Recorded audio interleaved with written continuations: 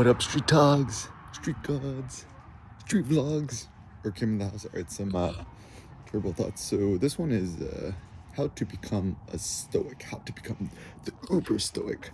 So first and foremost, what is stoicism? It's a school of thought that more or less originated in ancient Athens, Greece, and the word stoic comes from stoa. It just means like a column. It's like a porch. Imagine, back in the day, like a bunch of rando dudes and philosophers like to just kind of hang out at this one spot. Imagine like in Hey Arnold, the stoop kid. Imagine a bunch of stoop kids, right? And it looks like these philosophers, thinkers, individuals were interested in kind of like a combination of like cosmology, like meaning of the universe, virtue, ethics, and stuff like that. And it's kind of a tricky thing to study because there's not one unified notion of stoicism, even amongst the ancients, and even a lot of the Stoics that people kind of mention, like Diogenes, the dog philosopher, the original Seneca philosopher. He himself never called himself a Stoic, yet Seneca always mentions Diogenes, and people tend to borrow him. Also, Marcus Aurelius, the last quote good Roman emperor. A lot of people quote him, but I mean, he never mentions stoicism or anything. The closest thing is he mentions Epictetus, yet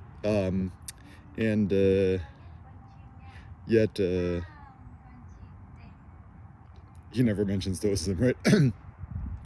And he also wrote in Greek, not the Latin, right? But anyways, so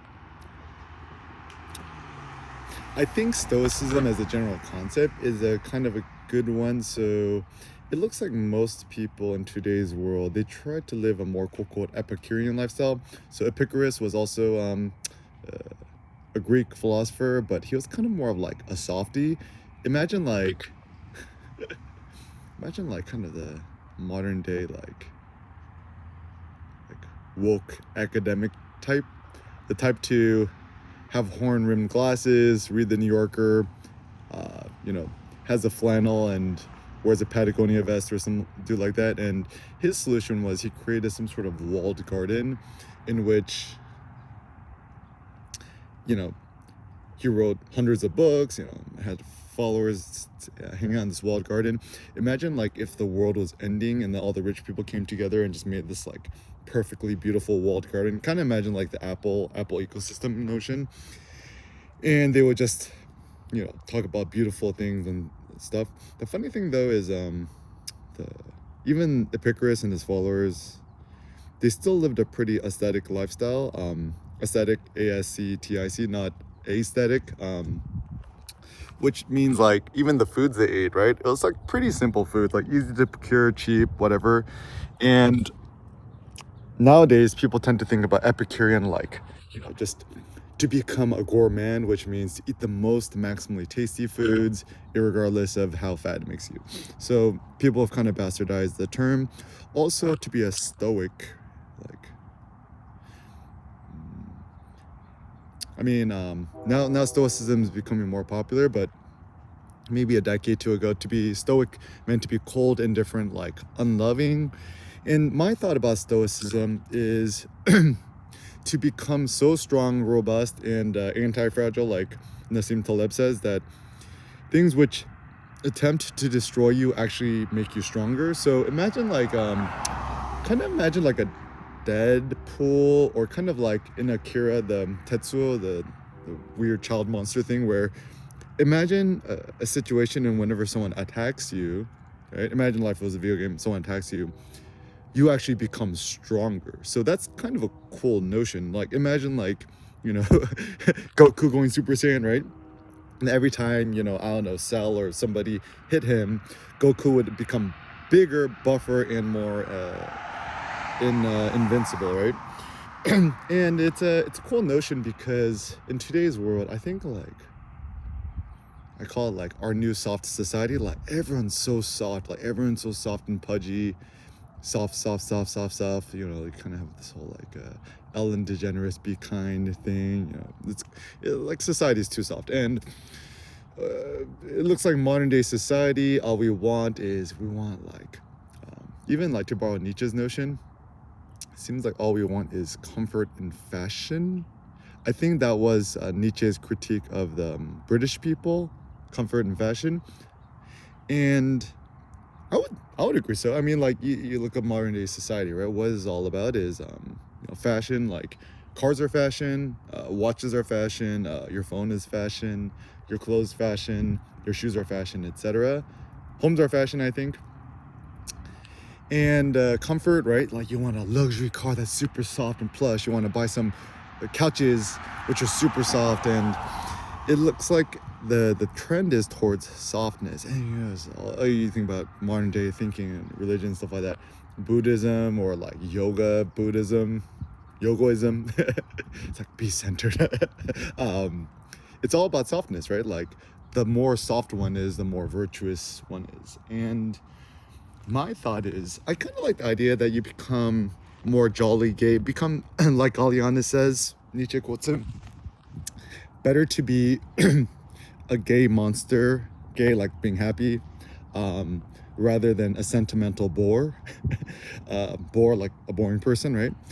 And if you think about it, right, like modern day society in terms of intellectuals and thinkers, it's all owned by the Condé Nast group and conglomerates on conglomerates on conglomerates.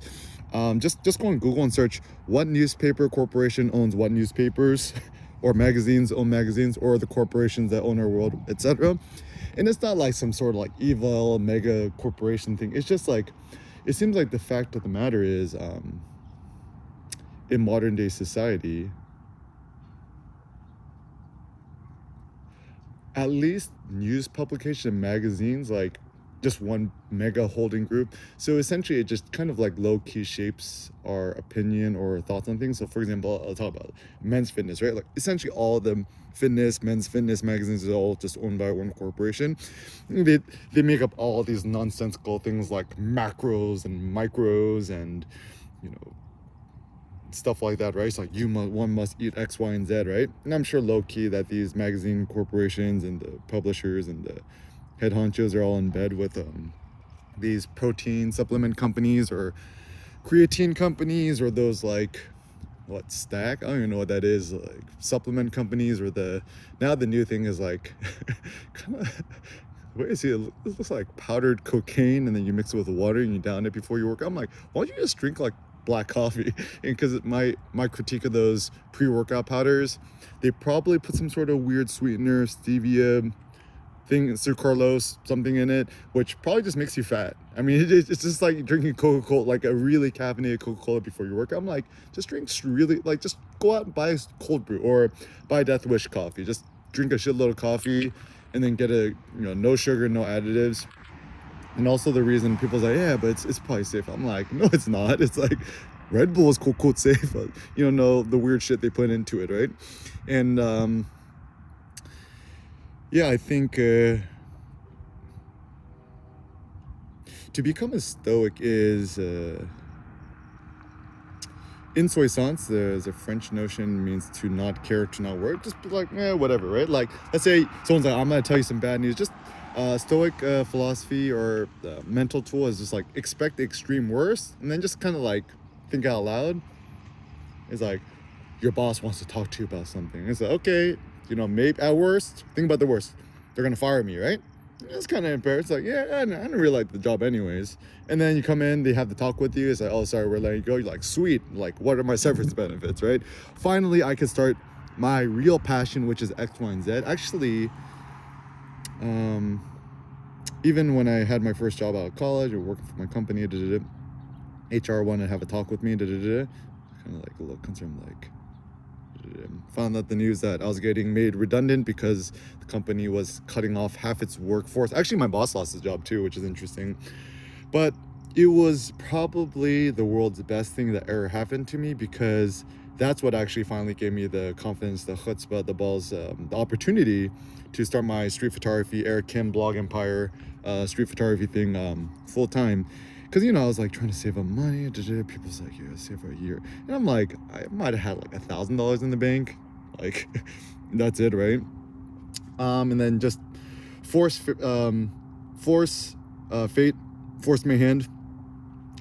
And so I think actually the reinterpretation of things, or thinking long term, whenever bad things happen to you, it could be the world's best thing that ever happened to you. Like, even I found with people and stuff like that, sometimes having really big arguments and people yelling and scuffles and like that, it actually could be beneficial in the long run, because once everyone could just air out their grievances and air out the petty resentments built up over time, and kind of realize all of it was like just a big miscommunication everywhere, and then everyone's just mood is just way better afterwards. So in Stoicism, to reinterpret quote bad things as probably a good thing. So for example, let's say you're working out and you kind of like you kind of injure yourself, or you kind of like tweak something. If you think about it really long term, like think at the decade plus level, think to yourself, okay, like, I mean, certainly like this kind of sucks. However, how can this be a good, like, how can I turn this to my benefit? And then you kind of realize, maybe this type of exercise I've been doing the whole time, maybe it's actually not a good exercise. Maybe that'll give me the chance to innovate and do other types of exercises, right?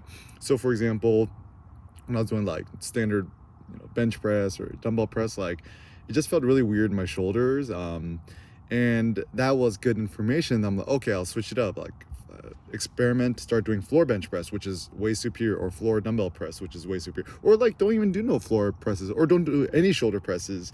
So pain could be often the world's best instructor. Also traveling, going abroad is a good idea. And I kind of like it that Stoicism also becomes an aesthetic thing. Is that like, I think my notion of Stoicism is like, I would like to look like King Leonidas of the 300, not to become some sort of like, it's actually funny too, because if you look at the marble bust of the Stoic philosopher Seneca, who I actually named it's funny,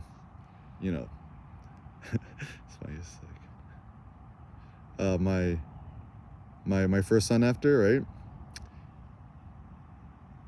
He was kind of probably like kind of more of a plump, kind of a over fat kind of guy, and he liked the idea of Stoicism. He tried to practice it as best he can, but he was still like a little bit of a chubs dude. So I would rather become like kind of like, imagine a more jacked Brad Pitt from the Fight Club. Like, in fact, now that BTS and Korean stuff's taking, I'm like, I think I'm the next Brad Pitt. Talk about Tyler Durden, even Kanye talks about Tyler Durden. Maybe one day someone think about Tyler Durden like an Eric Kim, like an EK, TD. It's funny, even like the guy who runs zerohedge.com, his alter ego is Tyler Durden, which is kind of funny. But anyways, and I think to become a Stoic is to put yourself in a position where I think some Stoic philosophers or thinkers or modern day people, it's like everyone's trying to become so dark and morose, but the point is to become more jolly, to become more gay, to become more happy and playful, childish, right? Like, to me, like, the more I've been lifting, the other day I did rack pull, 6 plates and 35, was that 655 pounds? I don't even know at this point. And actually after doing it, right, like I feel more jokesy. I'm like, kind of like shooting the shit with other people, tapping dudes on the shoulder to have them turn around, like total strangers at the gym. Saw this one girl trying to deadlift. I go up to her, offer her some chalk, hype her up and stuff like that. So actually the uber Stoic should be uber abundant and willing to share his or her wealth with others. And I guess the question at hand is like, something that I've been thinking about a long time is like, why is it that most philosophers, or almost all philosophers, are men?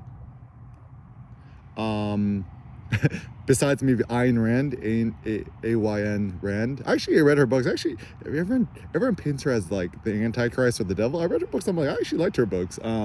She was a philosopher, whatever. So, I mean, I don't know. I think, is there a genetic component?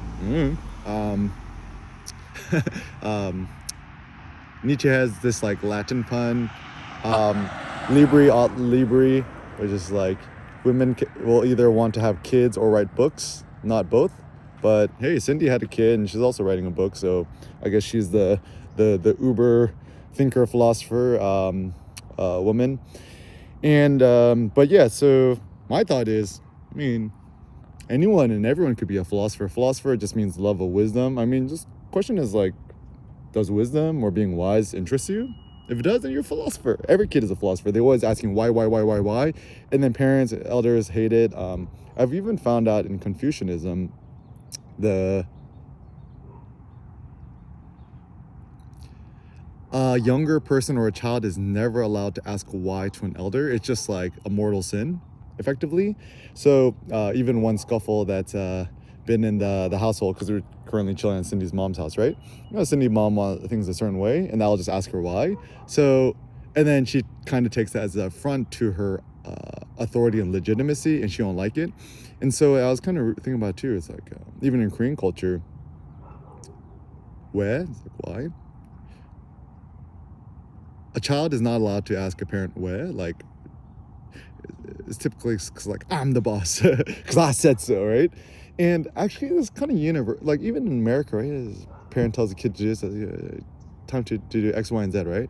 And then kid goes why, and then you're just like, because I said so, or I'm the boss in my house, right? And I'm just like, that's so petty. And I think a better thing, and this is something that we've been doing with Sen. He's only like 1 year, 10 months old. He already understands. And I only speak to him in Korean. Cindy only speaks to him in Vietnamese. Me and Cindy speak English to each other, and he still understands everything. So whenever I tell him to do something, he's like, no, I'm not having it, right? I kind of try to explain to him why X, Y, and Z, and he understands. And I said, okay. And he's like, okay.